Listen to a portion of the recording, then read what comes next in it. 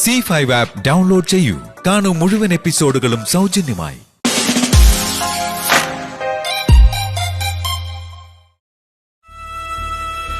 നമ്മുടെ കല്യാണം കഴിഞ്ഞിട്ട് എത്ര നാളായി, എത്ര ദിവസം നമ്മൾ സന്തോഷത്തോടെ ഒരുമിച്ച് ജീവിച്ചത്. വിരലിൽ എണ്ണാവുന്ന ദിവസങ്ങളിൽ മാത്രമല്ലേ നമ്മൾ ഒരുമിച്ച് ജീവിച്ചിട്ടുള്ളൂ. ബാക്കി എല്ലാ സമയത്തും ശ്രീയേട്ടൻ ബാംഗ്ലൂരിലും ദുബൈയിലും ബിസിനസിന്റെ കാര്യങ്ങളുമായിട്ട് അങ്ങനെ പലയിടങ്ങളിലായിരുന്നില്ലേ. ഭാര്യ എന്ന പേരുമായിട്ട് ഞാനിവിടെ എത്ര കാലം നിങ്ങൾക്ക് വേണ്ടി കാത്തിരുന്നു. ഓരോ ദിവസവും വിചാരിക്കും എല്ലാം ഒഴിവാക്കി നിങ്ങൾ വരുമെന്ന്. പക്ഷേ നിങ്ങൾക്കെല്ലാം DKയുടെ വാക്കുകളായിരുന്നു വലുത്. ഭാര്യമാർക്ക് വേണ്ടിയല്ല, DKയ്ക്ക് വേണ്ടിയാ നിങ്ങൾ ജീവിച്ചത്. പക്ഷെ ഇപ്പൊ അതൊക്കെ മാറി. ഓഹോ, ഇപ്പൊ എന്താ അങ്ങനെ തോന്നാൻ കാരണം? ഇപ്പൊ DK ആകെ മാറി, അപ്പൊ നിങ്ങളും മാറി. DKയുടെ ജീവിതത്തില് ഇപ്പൊ പ്രണയത്തിന്റെ പൂമരം പൂത്ത് നിൽക്കുകയല്ലേ. അപ്പോ നമ്മുടെ ജീവിതത്തില് പ്രണയമില്ലേ? ആര് പറഞ്ഞു ഇല്ലെന്ന്? DKയുടെയും ജ്യോതിയുടെയും ജീവിതത്തിൽ മാത്രമല്ല, നമ്മുടെ ജീവിതത്തിലുണ്ട് പ്രണയവും സന്തോഷവും ഒക്കെ. ശ്രീയേട്ടാ, ഇനി DKയുടെയും ജ്യോതിയുടെയും ജീവിതത്തില് ഒളികണ്ണിട്ട് നോക്കാനോ അവരെ കുറ്റപ്പെടുത്താനോ ഞാനില്ല. നമുക്ക് നമ്മുടെ ജീവിതം, നമ്മുടെ സന്തോഷം, അത് മതി. ആ മൂകാംബിക യാത്രയാ അവരെ ഒരുമിപ്പിച്ചത്. സത്യത്തിൽ മൂകാംബികയിൽ ഇത്രയ്ക്ക് ശക്തിയുള്ള ദേവിയാണോ ഉള്ളത്? അയ്യോ, ദേവിയെക്കുറിച്ച് അങ്ങനെയൊന്നും പറയല്ലേ. സകല ദുഃഖങ്ങളും നിവാരണം ചെയ്യുന്ന ഒരു രാജ്ഞിയാ മൂകാംബിക ദേവി.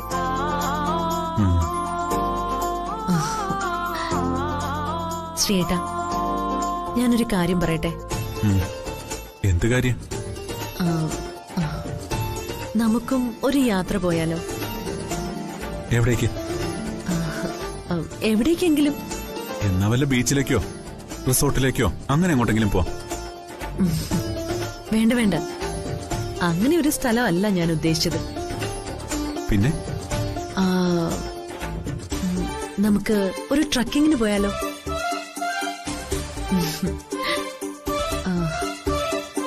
നമ്മളും താരയും ചിത്രയും.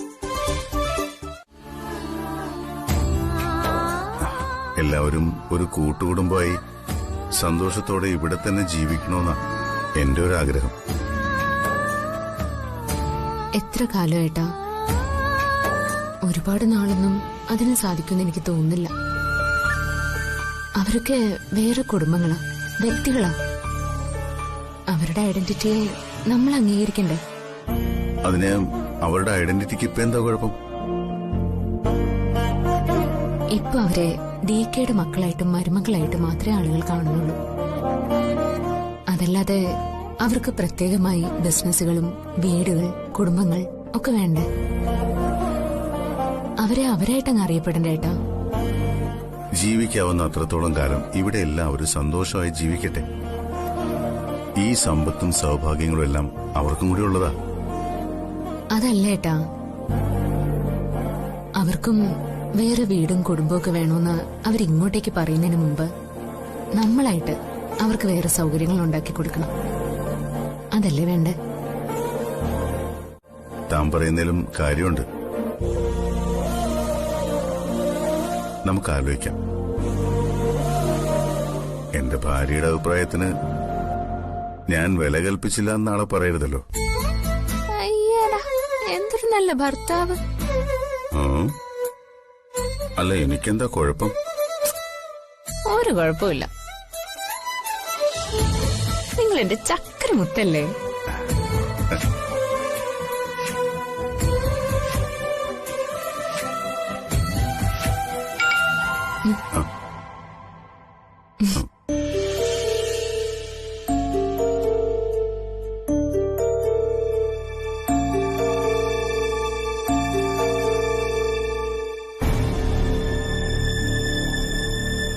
എന്താടോ?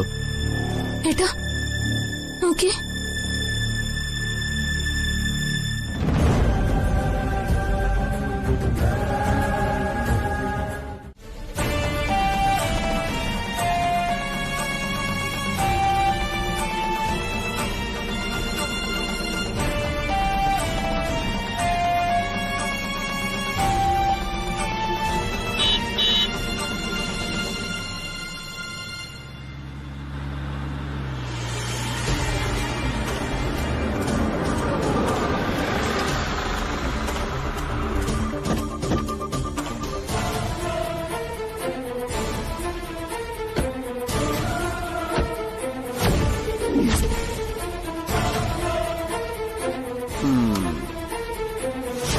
അപ്പൊ നമ്മുടെ ഏട്ടനേട്ടത്തമ്മയും വന്നിട്ടുണ്ട്. അപ്പൊ ഇന്നൊരു അഭിമുഖ സംഭാഷണം ഉറപ്പാ. അടിപൊളി.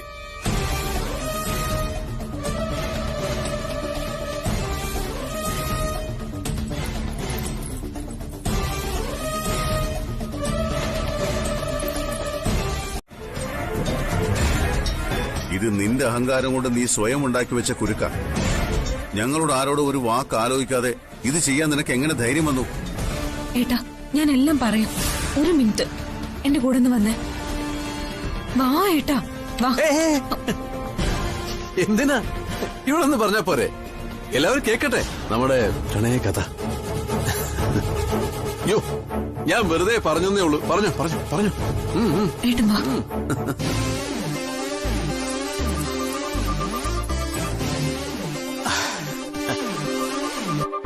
അങ്കിൾ, എന്തിനാ ഇനിയും ഞങ്ങളുടെ ഈ അകൽച്ച കാണിക്കുന്നേ? പിണങ്ങി.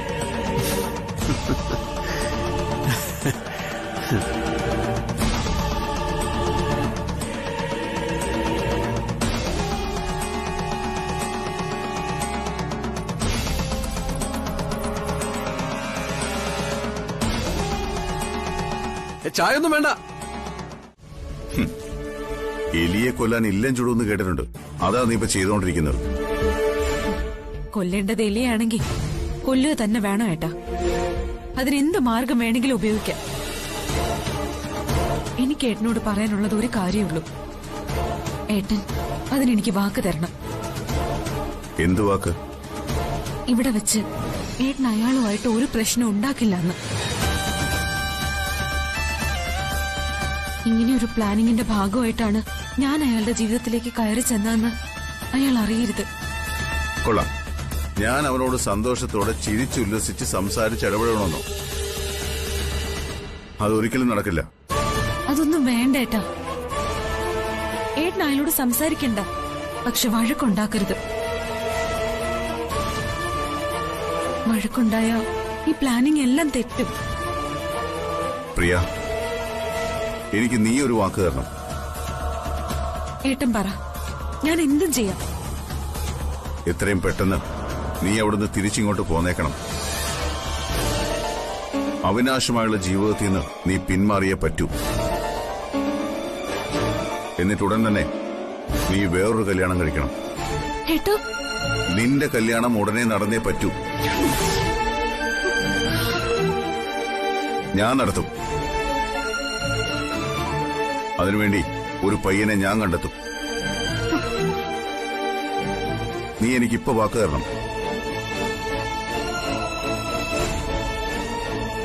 നിന്റെ ഏട്ടനാ ഞാൻ. നിന്നെ കാണാൻ തുടങ്ങിയ അന്നു മുതൽ ഒരു അനുജത്തിയുടെ സ്നേഹവും വാത്സല്യവും നിനക്ക് ഞാൻ തന്നിട്ടുണ്ട്. നീ ഏട്ടാന്ന് എന്നെ വിളിച്ചതൊക്കെ ഒരു അനുജത്തിയുടെ ആത്മാർത്ഥതയോടെയാണെന്നാ ഞാൻ കരുതിയിട്ടുള്ളത്.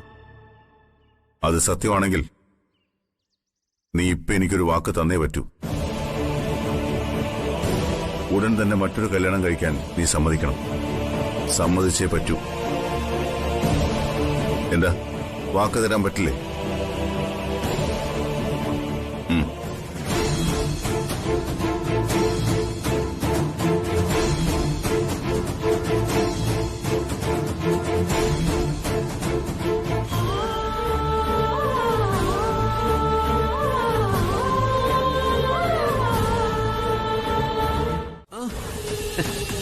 ആന്റി, ദേ ഒരാനെ കഴിക്കാനുള്ള വിശപ്പുണ്ട് എനിക്ക്. എന്തെങ്കിലും നന്നായിട്ട് ഉണ്ടാക്കണം കേട്ടോ. ഒരു നല്ല സദ്യ തന്നെ ആയിക്കോട്ടെ. എന്താ? മോളെ വാ, നമുക്ക് മുറിയിലേക്ക് പോ. വാ, ചെല്ലട്ടെ.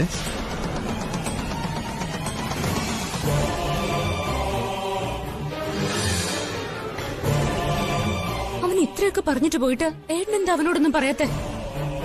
കൊടുത്ത വാക്ക് തെറ്റിക്കണ്ടെന്ന് കരുതി. ആർക്ക് വാക്ക് കൊടുത്തു? പ്രിയയ്ക്ക് ഞാനൊരു വാക്ക് കൊടുത്തിട്ടുണ്ട്. അവൾ എനിക്കൊരു വാക്ക് തന്നിട്ടുണ്ട്. അതുകൊണ്ടാ അവന്റെ ഈ ഷോയൊക്കെ സഹിച്ച് ഞാനിവിടെ നിൽക്കുന്നത്. ഈശ്വര, എങ്ങനെ ഞാൻ എന്റെ മോളെ ഇതിൽ നിന്നും രക്ഷിക്കും? എന്തായാലും പ്രിയൊരു വാക്ക് തന്നിട്ടുണ്ടല്ലോ. ആദ്യം അവൾ ആ വാക്ക് പാലിക്കുമെന്ന് നോക്കട്ടെ. നീ വാ. നീ എന്ത് മണ്ടത്തരമായി കാണിച്ച് എന്തിനാ ഈ മുറിക്കകത്ത് വന്ന് കയറിയ? ഞാൻ അറിഞ്ഞു നിങ്ങൾ ഇങ്ങോട്ട് കയറി വരുന്നു. നീ എന്തിനാ എല്ലാവരോടും എല്ലാം പറഞ്ഞത്? അതല്ലേ ഇപ്പൊ വലിയ കുഴപ്പമായത്. ഏട്ടനിപ്പൊ എല്ലാം അറിഞ്ഞില്ലേ? പ്രിയ, ഇത് നമ്മൾ കരുതുന്ന പോലെ അല്ല. ഇനി നീ അയാളുടെ കൂടെ ഇങ്ങനെ നിന്ന ആകെ കുഴപ്പമാവും. ഇത്രയും പെട്ടെന്ന് അയാളെ വല്ല ഭ്രാന്താശുപത്രിയിലും കൊണ്ടാക്കിയില്ലെങ്കിൽ നമ്മുടെയൊക്കെ ജീവിതം അയാളെ നശിപ്പിക്കും. ഒരുപാട് ദിവസം നിനക്ക് അയാളുടെ കൂടെ താമസിക്കാൻ പറ്റില്ല. എനിക്കറിയാം. പക്ഷെ എനിക്ക് 1-2 ദിവസത്തെ സാവകാശം വേണം. എങ്കിലും നമ്മൾ പ്ലാൻ ചെയ്ത പോലെ അയാളെ എവിടെയെങ്കിലും എത്തിക്കാൻ പറ്റും. തൽക്കാലം നീ അയാളെ വിളിച്ചോണ്ട് ഈ മുറിയിൽ നിന്ന് എങ്ങോട്ടെങ്കിലും പോ. അയാൾ ഈ മുറിയിലെ വാഷ്റൂമിൽ തന്നെ പോണെന്ന് പറഞ്ഞ് നിൽക്കുക. അയാൾക്ക് കുളിച്ച് ഫ്രഷായി ഊണ് കഴിക്കണം പോലും. എന്ത് ചെയ്യാനാ? നീ എത്രയും പെട്ടെന്ന് ഈ മുറിയിൽ നിന്ന് രക്ഷപ്പെട്ടു പോക്കോ. ഞാൻ നിന്നെ പിന്നെ വിളിച്ചോളാം. ഓ,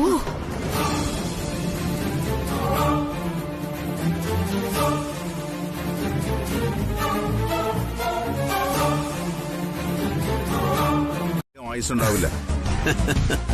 കൊള്ളായേട്ടാ, എനിക്കിഷ്ടപ്പെട്ടു. 3-ാം സ്വരൂപം, ആണും പെണ്ണുമല്ലാത്തൊരു 3-ാം സ്വരൂപം. അങ്ങനെ എന്നെ കണക്ക് കൂട്ടിയത് ശരിയായില്ല. എന്തായാലും ഞാനൊരാണ് തന്നെയാ. അതുകൊണ്ടാണോ DK താൻ എത്ര എതിർത്തിട്ടും അവളെയും കൊണ്ട് ഞാൻ പോയത്. താനും തന്റെ ഭാര്യയും അവിടെ തന്തയും തള്ളയും എല്ലാരും കൂടെ ഒരുപാട് എതിർത്തതല്ലേ? എന്നിട്ട് അവള് സ്വയം ഇറങ്ങി വന്നു. എങ്ങനെ? നിങ്ങളെ രക്ഷിക്കാൻ, നിങ്ങളുടെ ശാന്തി മുഹൂർത്തം നടക്കാൻ. അവിടം വരെ അവളെ കൊണ്ടെത്തിച്ചത് ആരാണ്? DK. ഞാൻ. നിങ്ങൾ വിചാരിക്കുന്നതല്ല ഈ അവിനാഷ്. എന്നെ തോപ്പിക്കാൻ ഇപ്പോ നിങ്ങൾക്ക് പറ്റില്ല. ഈ അവിനാഷിന്റെ സ്നേഹത്തിന്റെ മുഖം മാത്രമേ കണ്ടിട്ടുള്ളൂ. അവള് അനിയത്തി. എനിക്ക് മറ്റൊരു മുഖം കൂടെ ഉണ്ട്. അതവള് കാണാൻ പോകുന്നതേ ഉള്ളൂ. അണയാൻ പോകുന്ന ഏത് തിരിയും അവസാനം ഒന്ന് ആളിക്കത്തും. പിന്നീട് പടുതിരിയായി അത് കരിഞ്ഞു തീരും. നിന്റെ കാര്യവും അങ്ങനെ തന്നെയാ. എണ്ണയില്ലാത്ത വിളക്കിലെ പടുതിരി മാത്രമാ നീ. നിനക്കറിയോ, ഒരു മനുഷ്യന്റെ ഉള്ളിൽ ഒരു ദീപം കത്തണമെങ്കിൽ അവന്റെ ഉള്ളിൽ മനുഷ്യത്വം ഉണ്ടാവണം, സ്നേഹം ഉണ്ടാവണം, കരുണയുണ്ടാവണം. നിന്റെ ഉള്ളിൽ ഇതൊന്നുമില്ല. ഇതൊന്നുമില്ലാത്തൊരു മനുഷ്യന് ഭൂമിയിൽ നിലനിൽക്കാൻ പറ്റുകയില്ല. ആരുടെങ്കിലും കൈകൊണ്ട് തീരും.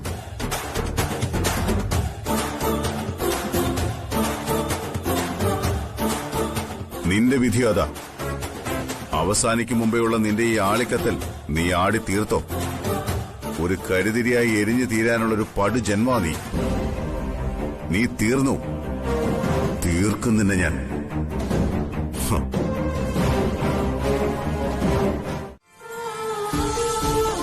അയാൾക്ക് എന്നോട് അത്രയ്ക്ക് ഭ്രാന്തമായ സ്നേഹമുണ്ട്, ഇഷ്ടമുണ്ട്. അത് അവന്റെ വെറും ഭ്രാന്താണെന്ന് നീ എന്താ തിരിച്ചറിയാത്തത്? ആ ഭ്രാന്തുള്ളതുകൊണ്ടാ എനിക്ക് ഇത്ര ഉറപ്പ്. അയാൾ എന്നെ ഒന്ന് നുള്ളി നോവിക്ക് പോലും ഇല്ലാന്ന്. അതേസമയം ഞാൻ കൊടുക്കുന്ന എന്ത് വേദനയും അയാള് സഹിക്കുമെന്നും എനിക്ക് ഉറപ്പാ. നീ എന്തൊക്കെയായി പറയുന്നത്? നീ അവനെ എന്ത് ചെയ്താലും അവൻ സഹിക്കുന്നോ? അതെ അമ്മ, സഹിക്കും. കഴിഞ്ഞ ദിവസം എനിക്കത് ഉറപ്പായി.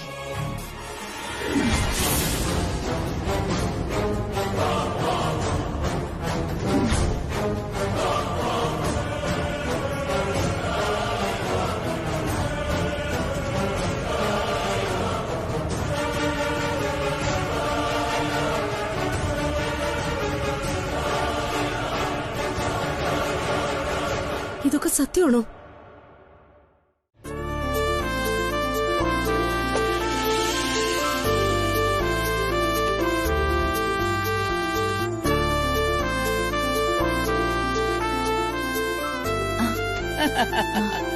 അതെ, എല്ലാരോടുമായിട്ടേ എനിക്കൊരു സന്തോഷ വാർത്ത പറയാനുണ്ട്.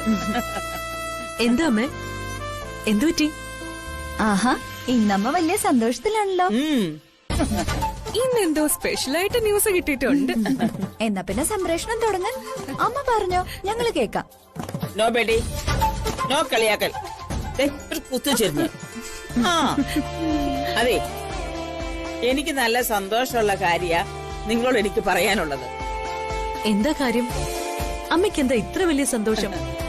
എടി മക്കളെ, ശിവ ഇപ്പോ എന്നെ വിളിച്ചിരുന്നു. എന്നിട്ട് എന്തു പറഞ്ഞു? അവനും അമലേ ഉടനെ വരുന്നു. അതിന് അവരുടെ ഹണിമൂണൊക്കെ കഴിഞ്ഞോ? പിന്നെ കഴിയാതെ നാളെ എത്രയായി പോയിട്ട്? അവര് എന്ന് വരുന്നു വല്ലതും അമ്മയോട് പറഞ്ഞോ? നോ നോ നോ, ഡേറ്റ് ഒന്നും പറഞ്ഞിട്ടില്ല. അവര് ഉടനെ വരുന്നെന്ന് മാത്രമേ പറഞ്ഞുള്ളൂ. എന്തോ ഒരു ഹാപ്പി ന്യൂസ് പറയാനുണ്ടെന്ന് പറഞ്ഞു. ഹാപ്പി ന്യൂസോ? എന്ത് ഹാപ്പി ന്യൂസ്? അതൊന്നും പറഞ്ഞില്ല. ഒരു ഹാപ്പി ന്യൂസ് ഉണ്ടെന്ന് മാത്രമേ പറഞ്ഞുള്ളൂ. ഞാൻ എന്തായാലും ഈ വിവരവേ അവരോട് ഇത് പറയട്ടെ. എല്ലാവരോടും ഞാൻ ഒരിക്കൽ കൂടി ക്ഷമ ചോദിക്കാം. ഇതുവരെ സംഭവിച്ചതെല്ലാം എല്ലാവരും മറക്കണം. എന്റെ അച്ഛനെയും അമ്മയും പോലെ അങ്കിളിനെയും ആന്റിയെയും ഞാൻ പൊന്നുപോലെ നോക്കിയോളാം. ഡിക്കെയും ജ്യോതിയെയും ഞാൻ എന്റെ സ്വന്തം ഏട്ടനും ഏട്ടതമ്മയായിട്ടാ കണ്ടിരിക്കുന്നത്. ഇനി അങ്ങനെ കാണൂ. ഞങ്ങൾ സന്തോഷത്തോടെ ജീവിച്ചോളാം. ദയവ് ചെയ്ത് ആരും മനസ്സിൽ എന്നോടൊരു വിരോധം വെക്കരുത്. അപ്പോ ഞങ്ങൾ ഇറങ്ങട്ടെ. എനിക്ക് പോയിട്ട് ശകലം തിരക്കുണ്ട്. അടുത്ത ദിവസം തന്നെ ഞങ്ങൾ അമരാവതിക്ക് വരുന്നുണ്ട്. എല്ലാവരെയും ഒന്ന് കാണാനും സന്തോഷിക്കാനും നമുക്ക് എല്ലാവർക്കും ഒരുമിച്ചൊന്ന് കൂടാമല്ലോ. വേണ്ട, അതിന്റെ ആവശ്യമില്ല. അങ്ങനല്ല, അങ്ങനെ അങ്ങനെ അങ്ങനെ പറയല്ലേട്ടാ. ഹൈ, എന്റെ പെങ്ങളെ കല്യാണം കഴിച്ചോട്ട് വീടല്ലേ. മാത്രമല്ല ഇപ്പോ നമ്മൾ ഏട്ടനും അനിയനും കൂടെയല്ലേ. ഞാൻ വരും. അതിനിപ്പോ എത്ര തവണ ഏട്ടൻ വരണ്ടെന്ന് പറഞ്ഞാലും ഞാൻ വരും. കാരണം നിങ്ങളെ ആരെയും എനിക്ക് മറക്കാൻ പറ്റില്ല. നമുക്ക് പോയാലോ? വാ. യാത്ര പറഞ്ഞു, യാത്ര പറഞ്ഞു.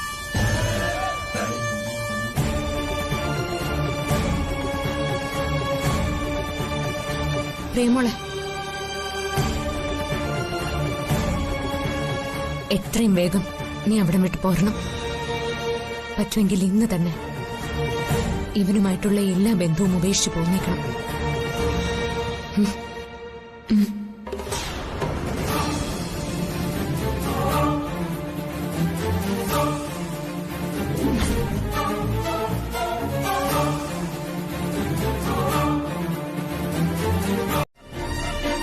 നമ്മൾ അങ്ങനെ ശ്രമിക്കുമ്പോ അവനെന്തെങ്കിലും കടുകൈ ചെയ്താലോ? അവൻ എന്ത് മറിമായവും കാണിക്കും. ഒരിക്കൽ പ്രിയ ആത്മഹത്യക്ക് ശ്രമിച്ചത് ഓർക്കുന്നുണ്ടോ? അന്ന് എന്താ സംഭവിച്ചേ? അവൻ ഞരമ്പ് മുറിച്ച് ആത്മഹത്യ ചെയ്യാൻ പോകുന്നതായിട്ട് വീഡിയോ കോളിൽ അവൻ അവളെ വിളിച്ചു കാണിച്ചു. അവന്റെ കയ്യിൽ നിന്ന് രക്തമൊഴുകുന്നത് കണ്ടപ്പോ അവള് തളർന്നുപോയി. അവളും ആത്മഹത്യക്ക് ശ്രമിച്ചു. പക്ഷേ അന്ന് അവൻ നടത്തിയത് വെറും നാടകമായിരുന്നു. അതവള് തിരിച്ചറിഞ്ഞില്ല. അവൻ ഞരമ്പ് മുറിച്ചതുമില്ല, ചാവ നോക്കിയതുമില്ല. പാവം പ്രിയ ആത്മഹത്യക്ക് ശ്രമിക്കുകയും ചെയ്തു. അതുപോലെ അവൻ ഇനിയും അവളെ കൊടുക്കാനുള്ള എല്ലാ സാധ്യതയുണ്ട്. അതുകൊണ്ട് എത്രയും പെട്ടെന്ന് അവളെ അവിടുന്ന് രക്ഷിച്ചേ പറ്റൂ. ഇതൊക്കെ ഈ തീരുമാനം എടുക്കുന്നതിന് മുൻപേ ആലോചിക്കേണ്ടതായിരുന്നു.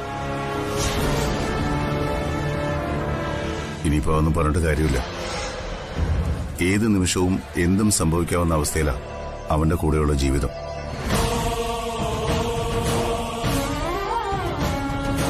അങ്കിള് വിഷമിക്കണ്ട. എന്നെ കൊണ്ട് ചെയ്യാവുന്നത് എന്തും ഈ കാര്യത്തിൽ ഞാൻ ചെയ്യും. എന്റെ അനുജത്തിക്ക് വേണ്ടിയാ.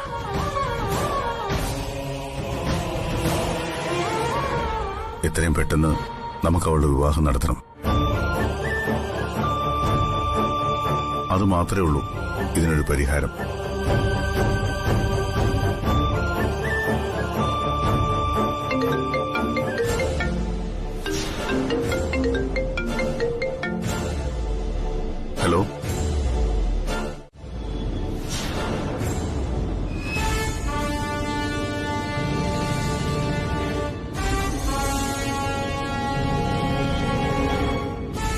ഏട്ടാ ഉം. എന്തു പറ്റി? എന്തിനാ ടെൻഷൻ? ആരാ ഫോൺ ചെയ്ത്? മാനേജറാ? റെസ്റ്റോറന്റിൽ എന്തെങ്കിലും പ്രശ്നമുണ്ടോ? ഒരു ചെറിയ പ്രശ്നമുണ്ട്. എന്താ പ്രശ്നം? പറയട്ടാ, റെസ്റ്റോറന്റിൽ എന്താ പ്രശ്നം? ഇനി 10 മിനിറ്റേ ഉള്ളൂ. 10 മിനിറ്റോ? അതെ, 10 മിനിറ്റിനുള്ളിൽ അവിടെ എത്തണം. എവിടെ? റെസ്റ്റോറന്റിലോ? അല്ല, തിയേറ്ററിൽ. തിയേറ്ററിലോ? എന്തിന്? എല്ലാവരും തിയേറ്ററിൽ പോകുന്നത് എന്തിനാ? സിനിമ ആണ്. എന്നാ നമ്മളും അതിനാ പോകുന്നത്. ഒരു സിനിമ കാണാൻ. സത്യ? നമ്മൾ സിനിമയ്ക്ക് പോവാ? അതെ. ഷോ തുടങ്ങാൻ ഇനി 10 മിനിറ്റേ ഉള്ളൂ. അപ്പോ റെസ്റ്റോറന്റിൽ എന്തോ പ്രശ്നമുണ്ടെന്ന് പറഞ്ഞ് ഫോൺ വന്നത്? അത് ഞാൻ ചുമ്മാ ഒന്ന് ആക്ട് ചെയ്തല്ലേ. സിനിമയ്ക്ക് പോകാനാണെന്ന് പറഞ്ഞ നിന്റെ അച്ഛനും അമ്മയും പെട്ടെന്ന് വിടുമായിരുന്നു. അതിനെ ചുമ്മാ ഞാൻ എന്റെ ഷോ കാണിച്ചല്ലേ. ഞാനങ്ങ് പേടിച്ചു പോയി. അതെ, ഈ അഭിനയത്തിന് നിങ്ങൾക്ക് ഓസ്കാർ തരണം. അത് വൈകിട്ട് തന്നാ മതി. ഇപ്പൊ നമുക്ക് സിനിമ കാണാൻ പോവാം.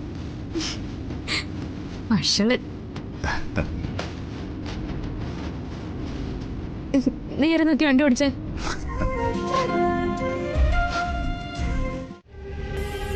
എന്താ ബാലു, എന്താ പറ്റിയത്? എന്റെ കയ്യിൽ നിന്ന് ഒരു വലിയ തെറ്റ് പറ്റിയിട്ടുണ്ട്. ജീവിതത്തിൽ ഒരിക്കലും തിരുത്താൻ പറ്റാത്ത വലിയൊരു തെറ്റ്. എല്ലാവരുടെ മുമ്പിലും ആ തെറ്റ് മറച്ചുവെച്ച് ഒരു വലിയ കുറ്റബോധത്തോടു കൂടിയാ ഞാൻ ഓരോ നിമിഷം നടക്കുന്നത്. ഇനിയെങ്കിലും എനിക്കത് തുറന്നു പറഞ്ഞേ പറ്റൂ. എനിക്ക് ഉറങ്ങാൻ കഴിയുന്നില്ല പലപ്പോഴും. പറ ബാലു, എന്ത് തെറ്റാ ബാലു ഞങ്ങളോട് ചെയ്തത്? നിങ്ങളോടല്ല, ജ്യോതിയോട്. ജ്യോതിയോടോ? അതെ, എല്ലാത്തിനും കാരണക്കാരൻ അവനാ. ആ അവിനാഷ് നിന്റെ ആങ്ങളാ. എന്താ ബാലു, സത്യം പറ, എന്താ ബാലു ചെയ്തേ? അന്ന്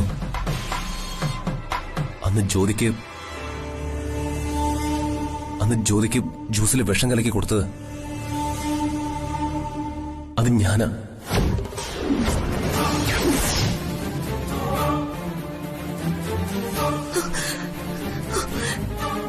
ബാലു, ബാലു എന്താ പറയുന്നേ? അതെ ചിത്ര, നീ എന്നോട് ക്ഷമിക്കണം. എല്ലാവരും ആവർത്തിച്ച് ചോദിച്ചിട്ടും ഞാനത് മറച്ചു വെച്ചു. ഇനിയെങ്കിലും എനിക്കത് പറഞ്ഞേ പറ്റൂ. ഇല്ലെങ്കിൽ എനിക്ക് ഈ വീട്ടിലെ സമാധാനത്തോടെ ഉറങ്ങാൻ പറ്റില്ല. ഇനി എനിക്കിത് രഹസ്യമാക്കി വെക്കാൻ പറ്റില്ല ചിത്ര. എന്താ ചിത്ര നീ കാണിച്ചേ? എന്തിനാ നീ അവനെ തല്ലിയേ? എന്താണ് ബാലു? പറഞ്ഞത് കേട്ടില്ലേ താരേച്ചി? ഞാനിനി എന്താ ചെയ്യും? ദൈവമേ, എനിക്ക് എല്ലാവരോടും എത്ര തവണ ചോദിച്ചതാ? ബാലു, എന്താടാ, എന്താ ഉണ്ടായത്? ഇവളെന്തിനാ ഇപ്പൊ നിന്നെ തല്ലിയത്?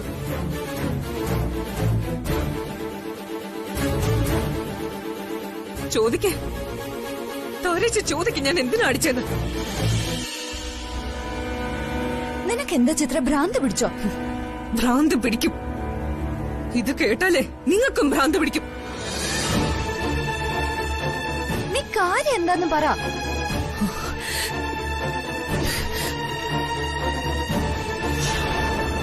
അന്ന് ജ്യോതിക്ക് ജ്യൂസിൽ വിഷം കലർത്തി കൊടുത്തത് ബാലുവാണത്രേ.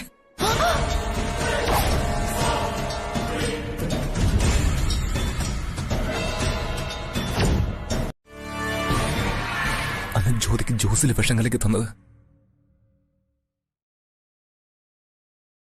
ഞാനാ.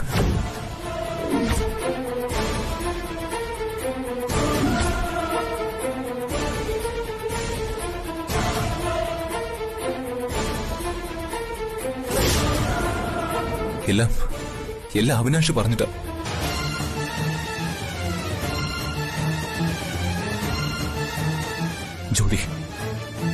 ജ്യോതി എന്നോട് ക്ഷമിക്കണം, എന്നോട് പൊറുക്കണം.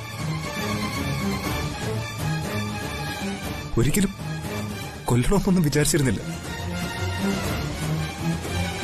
വെറുതെ ഒന്ന് കളിയാക്കി വിടണമെന്ന് മാത്രമേ വിചാരിച്ചിരുന്നുള്ളൂ. വേണ്ട വേണ്ട, ബാലു ഒന്ന് പറഞ്ഞോട്ടെ. ഇവിടെ എല്ലാരും എത്ര വട്ടം ചോദിച്ചു, നിങ്ങൾക്ക് ആർക്കെങ്കിലും ഇതിന് പങ്കുണ്ടോന്ന് DK പോലെ എത്ര വട്ടം ചോദിച്ചു.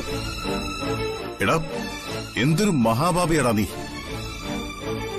ഈ വീട്ടിൽ ആരുടെയെങ്കിലും സഹായമില്ലാതെ അത് സംഭവിക്കില്ല എന്ന് എനിക്ക് ഉറപ്പായിരുന്നു. അതുകൊണ്ടാ ഞാൻ ആവർത്തിച്ച് ചോദിച്ചത്. എന്നിട്ടും നീ ഒരു അക്ഷരം പറഞ്ഞില്ല. ഒരു രാത്രി മുഴുവൻ അവൾ മരണത്തോട് മല്ലടിച്ച് കിടന്നത് അറിയോ നിനക്ക്?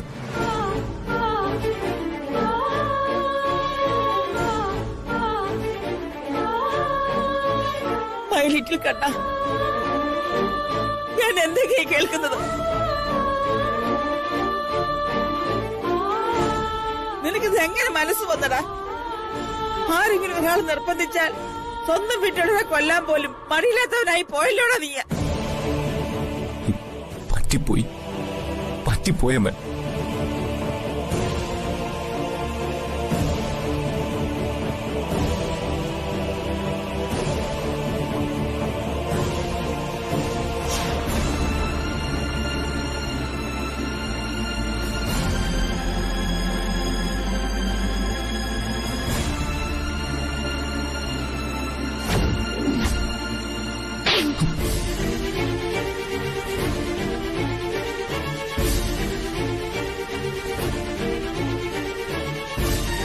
പറ്റിപ്പോയെന്നോ?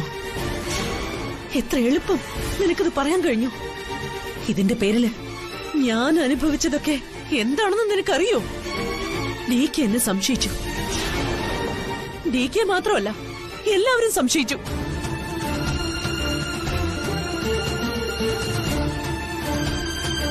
പറഞ്ഞല്ലോ ഏട്ടാ, അവന് വേണമെങ്കിൽ അത് പറയാതിരിക്കായിരുന്നല്ലോ. നമ്മൾ ആരും അത് അറിയേയില്ല, അവനെ സംശയിക്കത്തുമില്ല. ഏട്ടാ, ഇനി അങ്ങോട്ട് ഇത് മനസ്സിൽ വെച്ച് അവരോട് പെരുമാറില്ലേ? പിന്നെ നിന്നോട് ചെയ്തൊക്കെ ഞാൻ മറക്കണം. മറക്കേണ്ടതൊക്കെ മറക്കുക തന്നെ വേണം. ഇനി അവരിങ്ങനെ ഒന്നും ചെയ്യില്ല. ഇപ്പോഴത്തെ ഈ ഒരു അന്തരീക്ഷം ഒന്ന് മാറിക്കിട്ടാൻ അവരൊരു യാത്ര പോകുന്നതാ ഏറ്റവും നല്ലത്. നാളെ ഏട്ടൻ അതിനുവേണ്ട ഏർപ്പാടുകളൊക്കെ ചെയ്യണം.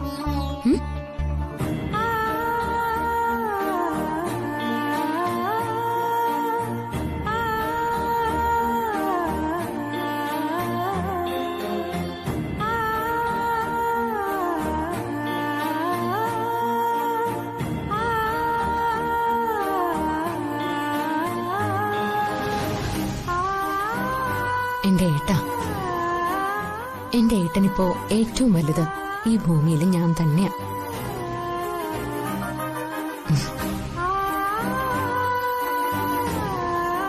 അപ്പോ എന്റെ ഏട്ടന് പ്രിയപ്പെട്ടവരൊക്കെ എനിക്കും പ്രിയപ്പെട്ടവരാ. ഇല്ലടാ, ഒരു കുഴപ്പമില്ല. ഞങ്ങൾ തമ്മിൽ ഒരു കുഴപ്പമില്ല. പ്രിയ ഭയങ്കര ഹാപ്പി അല്ലേ? എടാ, നീ വെച്ചേ, ഞാൻ അങ്ങോട്ട് വിളിച്ചോളാം. ചുമ്മാ ഷാജിയ. പിന്നെ ഈ എല്ലാവർക്കും അറിയേണ്ടത് ഒരേ ഒരു കാര്യമാണ്, പ്രിയ സന്തോഷത്തോടുകൂടിയാണോ എന്റെ കൂടെ ഇറങ്ങി വന്നതെന്ന്. പിന്നല്ലാതെ ഞാൻ സന്തോഷത്തോടുകൂടി തന്നെയാ അവിനാശിന്റെ കൂടെ വന്നത്. ശരിക്കും ഒന്നുമല്ലെങ്കിലും എന്നെ ഇത്രയ്ക്ക് സ്നേഹിക്കുന്ന ആളല്ലേ. അത് സത്യമാ. ദേ, ഈ പാല് കുടിച്ചേ. ആദ്യം പ്രിയ കുടിക്ക. എനിക്ക് രാത്രി പാല് കുടിക്കുന്നത് ഇഷ്ടമല്ല, ഛർദിക്കും. അവിനാശ് കുടിക്കേ. അത് വേണം. കുടിക്കുന്നേ എനിക്കിഷ്ടമല്ല. എന്നിട്ടാ കുടിക്കേ.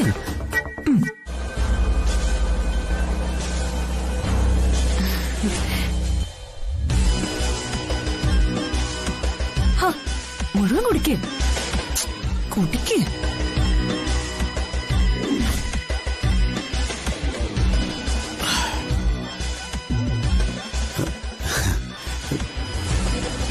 പിന്നെ ഇന്നലെ നമ്മുടെ ശാന്തി മുഹൂർത്തം ആകെ കൊളായിപ്പോയി. പക്ഷേ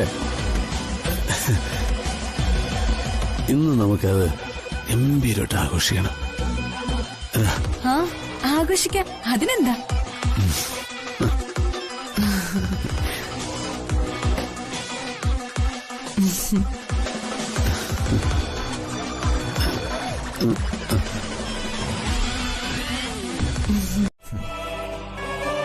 ഇതിനെല്ലാം കാരണം എന്റെ അളിയൻ അവിനാശ. ജ്യോതിക്ക് ജ്യൂസിൽ കലക്കിത്തരാൻ എന്നെ ഏൽപ്പിച്ചത് വിഷുവാണെന്ന് ഞാൻ അറിഞ്ഞിരുന്നില്ല.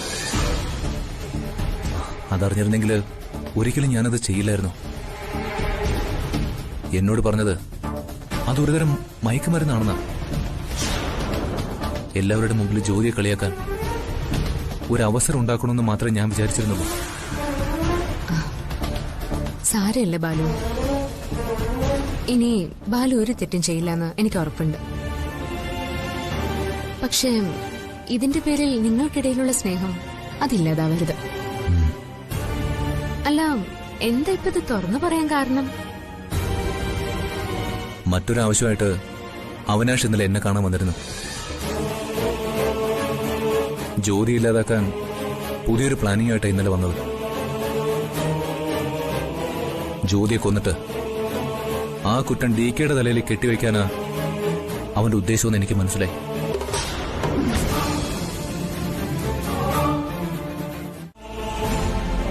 ഇനിയെങ്കിലും ബാലുവിന്റെ സ്വഭാവം നന്നായ മതിയായിരുന്നു. എന്തായാലും മായേച്ചിയുടെ കയ്യിൽ നിന്ന് കിട്ടിയ നന്നായി. നന്നായില്ലെങ്കിലേ അടി ഇനിയും വാങ്ങിക്കും. ബാലു കാരണം ഇവിടെ കുറച്ച് പ്രശ്നങ്ങളുണ്ടായി. എനിക്കതിന്റെ തിക്താനുഭവം നേരിടേണ്ടിയും വന്നു. നിന്റെ അറിവില്ലായ്മയായി കണ്ട് ഞാനത് ക്ഷമിച്ചു. നീ എന്റെ അനിയനല്ലേടാ. നിങ്ങളെയൊക്കെ ഞാൻ അങ്ങനെയല്ലേ കണ്ടിട്ടുള്ളൂ. നീ അങ്ങനെ ചെയ്യുമെന്ന് ഞാൻ സ്വപ്നത്തെ പോലും കരുതിയില്ല. അതുകൊണ്ടാ ഇത് കേട്ടപ്പോ എനിക്ക് സഹിക്കാൻ കഴിയാത്തത്. പോട്ടെ, ഇനി അതെല്ലാം മറന്നേക്ക്.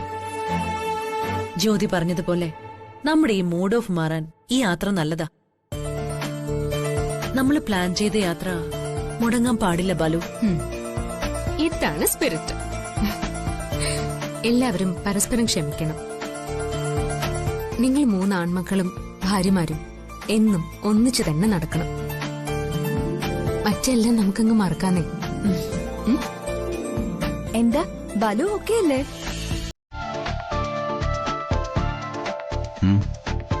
നോക്കാം. അത് ശരി. നിങ്ങൾ ഇത്രയും പേര് ചേർന്നൊരു ടൂറ് പോകാൻ തീരുമാനിച്ചിട്ട് ഇതുവരെ ഒരു സ്ഥലം കണ്ടെത്താൻ നിങ്ങൾക്ക് സാധിച്ചില്ലേ? അമ്മ പറയുന്ന എല്ലാ സ്ഥലത്തും ഒരു ക്ഷേത്രത്തിന്റെ സ്വാധീനം ഉണ്ടാവും. അതാണ് അമ്മ. ഈശ്വരനോടുള്ള ഭക്തിയ ഇപ്പൊ അമ്മയുടെ മനസ്സ് നിറയെ. അതുകൊണ്ടാണ് അങ്ങനെ പറയുന്നത്. അമ്മയുടെ ഭക്തി ഇത്ര കൂടിയിരിക്കുകയാണെന്ന് ഞങ്ങൾ അറിഞ്ഞില്ലല്ലോ. അതിന് അമ്മയെ കുറ്റം പറഞ്ഞിട്ട് കാര്യമില്ല. നിങ്ങൾ ചെയ്യേണ്ട ജോലി നിങ്ങൾ തന്നെ ചെയ്യണം. നിങ്ങൾ എന്തിനാ അമ്മയുമായിട്ട് ആലോചിക്കാൻ പോയത്? എവിടെ പോകണമെന്ന് നിങ്ങളല്ലേ തീരുമാനിക്കേണ്ടത്. നിങ്ങൾ 6 പേർ ചേർന്ന് എവിടെ പോകണമെന്ന് തീരുമാനിക്കാൻ നിങ്ങൾക്ക് കഴിയുന്നില്ലെങ്കിൽ അതിനർത്ഥം നിങ്ങൾ തമ്മിൽ സൗഹൃദം ഉണ്ടെങ്കിലും അഭിപ്രായത്തിൽ ഒത്തൊരുമയില്ലെന്നാ. അങ്ങനല്ല DK. പലർക്കും പല സ്ഥലത്തും പോണമെന്ന് ആഗ്രഹമുണ്ട്. പക്ഷേ എല്ലാവർക്കും കൂടി യോജിച്ച ഒരു സ്ഥലം കണ്ടെത്താൻ കഴിയുന്നില്ല. അത്രേ ഉള്ളൂ പ്രശ്നം. അത് തന്നെ ഞാനും പറഞ്ഞത്. നിങ്ങൾ തമ്മിൽ ഒരു ഒത്തൊരുമയുടെ കുറവുണ്ടെന്ന്. എന്നാ പിന്നെ എല്ലാവർക്കും കൂടി പോകാനുള്ള ഒരു സ്ഥലം ഞാൻ പറയട്ടെ. പറഞ്ഞു കഴിഞ്ഞാ പിന്നെ ആർക്കും ഇഷ്ടപ്പെട്ടില്ല എന്ന് പറയരുത്. വേണ്ട DK, ഇന്നത്തെ ഒരു ദിവസം കൊണ്ട് തന്നെ ഞങ്ങളൊരു തീരുമാനം പറയാം.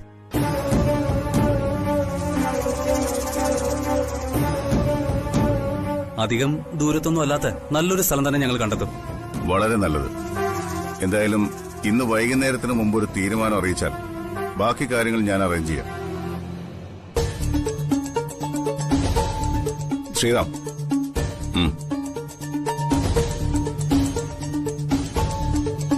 അതെ, നിങ്ങളൊരു കാര്യം പ്രത്യേകം ശ്രദ്ധിക്കണം. എന്താ ഡി കെ? ഞങ്ങളുടെ ഭാഗത്തുനിന്ന് എന്തെങ്കിലും തെറ്റുണ്ടായോ ഡി കെ? ബാംഗ്ലൂരിലെ ഒരു കാര്യവും ഞങ്ങളോട് ആരോടും പറഞ്ഞിട്ടില്ല.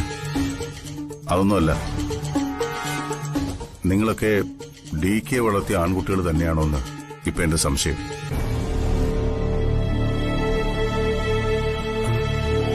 അതെന്താ ഡി കെ അങ്ങനെ പറഞ്ഞത്? നിങ്ങൾ അവരുടെ ഭർത്താക്കന്മാരാ. ഒരു സ്ഥലത്ത് പോകാനുള്ള തീരുമാനം നിങ്ങൾ വേണം എടുക്കാൻ.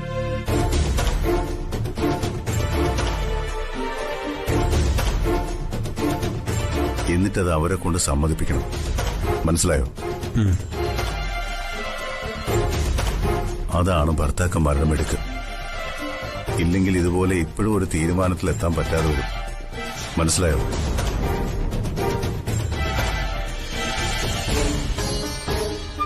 അതുകൊണ്ട് നിങ്ങൾ 3 പേരും ചേർന്നൊരു സ്ഥലം കണ്ടെത്തിയിട്ട് അത് അവരെ പറഞ്ഞ് സമ്മതിപ്പിക്കണം. ശരി ഡി കെ. ഡി കെ, അത് ഞങ്ങൾ ഏറ്റു.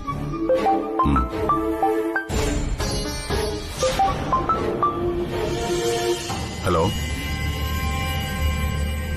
എന്താ പറ്റിയത്? വേണ്ട വേണ്ട, ഒന്നും ചെയ്യണ്ട. ഞാനിപ്പോ വരാം. ഞാൻ വന്നിട്ട് തീരുമാനിച്ചാൽ മതി. എന്താ ഡി കെ? എന്തു പറ്റി? ഓഫീസിലൊരു ചെറിയ പ്രശ്നം. എന്ത് പ്രശ്നം? സാരമില്ല, അത് ഞാൻ തന്നെ പരിഹരിച്ചോളാം. നിങ്ങൾ ഇതിനൊരു തീരുമാനം ഉണ്ടാക്കും. ഡൗൺലോഡ് ചെയ്യൂ C5 ആപ്പ്. കാണൂ എല്ലാ എപ്പിസോഡുകളും സൗജന്യമായി.